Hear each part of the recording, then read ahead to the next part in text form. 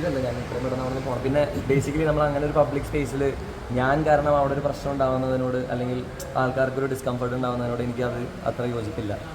ഇവിടെ ആകുമ്പോൾ ഇപ്പോൾ നമുക്ക് തിരക്ക് കൂടി കഴിഞ്ഞാലും കുഴപ്പമില്ല, നമ്മുടെ സ്ഥലമാണെന്ന് വിചാരിക്കാം. അത് ഒരു എയർപോർട്ടാണ്, അപ്പോൾ നമ്മളവിടെ ബേസിക്കായിട്ട് ചെയ്യേണ്ട കുറച്ച് പരിപാടികളുണ്ടല്ലോ.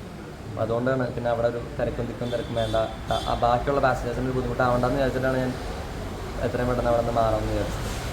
പിന്നെ ഇതിൽ കൂടുതൽ എനിക്ക് പറയാൻ പാടില്ല എന്ന് എൻ്റെ അടുത്ത് 3 പ്രാവശ്യം ഏഷ്യാനെറ്റിൽ നിന്ന് ഓൾറെഡി വിളിച്ച് പറഞ്ഞു.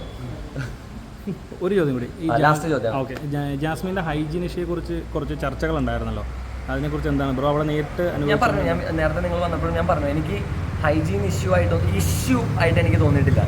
ഹൈജീനിൽ ചെറിയ പ്രശ്നങ്ങൾ, അതായത് എന്താ പറയുക, പ്രശ്നങ്ങളൊന്നും അല്ല, ചെറിയ കുറവുകളുള്ള പോലെ എനിക്ക് ഫീൽ ചെയ്തിട്ടുണ്ട്. അത് ഓരോരുത്തരുടെ രീതിയാണ്. ഞാനിപ്പോൾ ചിലർ ഒരു ജീൻസ് തന്നെ 3 പ്രാവശ്യം അലക്കാണ്ട് ഉപയോഗിക്കുന്നവരുണ്ട്.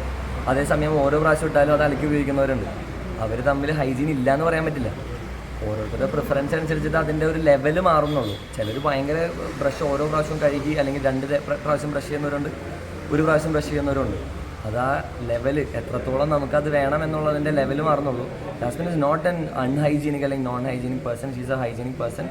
ബേസിക് ഹൈജീൻ എല്ലാം തന്നെയുണ്ട്. അല്ലെങ്കിൽ നമുക്ക് ഒരാളുടെ അടുത്ത് അത്രയും അടുത്തൊന്നും പോയി ഇരിക്കാൻ പോലും പറ്റില്ല. ചായയുടെ സാധനത്തിൽ ഐ ഡോണ്ട് തിങ്ക് അതിൻ്റെ അകത്തേക്കാണ് തുമ്മിയതെന്ന് എനിക്ക് തോന്നുന്നില്ല. അതിൻ്റെ അകത്തേക്ക് തുമ്മിക്കഴിഞ്ഞാൽ അങ്ങനെ ചെയ്യുമെന്ന് എനിക്ക് തോന്നുന്നില്ല. പക്ഷേ തമാശയായിട്ട് ചെയ്തതായിരിക്കണം. പുറത്തേക്കായിരിക്കും തുമ്മിയത്, പക്ഷേ എന്നാലും സാരില്ല പോട്ടെ എന്നുള്ള. അപ്സരയും ജാസ്മിനും തമ്മിലുള്ളൊരു ഡൈനാമിക് എല്ലാവർക്കും വളരെ ബേസിക്കായിട്ട് അറിയാവുന്നത്. അവർ വെറുതെ തമാശകൾ ഇങ്ങനെ ഒരുപാട് പറയുന്ന ആൾക്കാരാണ്. അപ്പോൾ അതിൻ്റെ പേരിൽ പറഞ്ഞു പോയതായിരിക്കും. അല്ലെങ്കിൽ ഇനിയിപ്പോൾ അറിയാതെ പറ്റിയിട്ട് അത് എടുത്തില്ലെങ്കിൽ തന്നെ തെറ്റാണെന്ന് ഞാൻ അന്ന് തന്നെ ഞാൻ പറഞ്ഞായിരുന്നു ജാസ്മിൻ്റെ അടുത്ത്. Do that. ഒരുപാട് അവസരങ്ങളിൽ ഞാൻ ജാസ്മിൻ്റെ അടുത്ത് പല കാര്യങ്ങളും പറയാറുണ്ട്, ഇങ്ങനെ ചെയ്യല്ലേ അങ്ങനെ ചെയ്യല്ലേ, ചെരുപ്പിടാൻ ഞാൻ ഓർമ്മിപ്പിക്കാറുണ്ട്, മൈക്കിടാൻ പറയാറുണ്ട്. അപ്പോൾ തെറ്റ് പറ്റിക്കഴിഞ്ഞാൽ നമുക്ക് കാണിച്ചു കൊടുക്കാൻ പറ്റും. ഒരാളെ ബേസിക് ഹൈജീൻ ഇല്ല എന്ന് പറഞ്ഞിട്ട് കളിയാക്കുന്നതിലും അടിച്ചമർത്തുന്നതിലും ഒരു പരിധിയില്ല. അത് എടുത്തുപയോഗിക്കാം, പക്ഷേ ഷീസ് ട്രൈങ്, ഒരുപാട് ശ്രമിക്കുന്നുണ്ട്. അത് ഭയങ്കര വിസിബിളാണ്. ശ്രദ്ധയില്ലാത്തതാണെന്ന് തോന്നിയിട്ടുണ്ട് പലപ്പോഴും.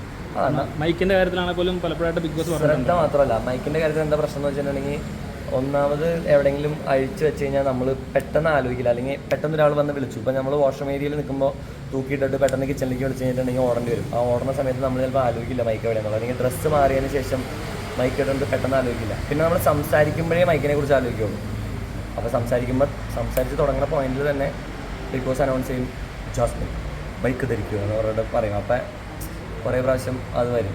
അതിൻ്റെ അല്ല ഇപ്പം അങ്ങനെയൊന്നുമില്ല. ഇപ്പം പണ്ടത്തെ പോലെ ഒരുപാട് പ്രാവശ്യം ഒന്നും പറയാറില്ല. ആകെ ഞാൻ വരുന്ന ആഴ്ചയൊക്കെ പറഞ്ഞിട്ടേ ഇല്ല, 1 പ്രാവശ്യം എന്തെങ്കിലും പറഞ്ഞിട്ടുണ്ടെങ്കിൽ ഉണ്ടാവും. ഓക്കെ, അപ്പോൾ താങ്ക് യു സോ മച്ച്.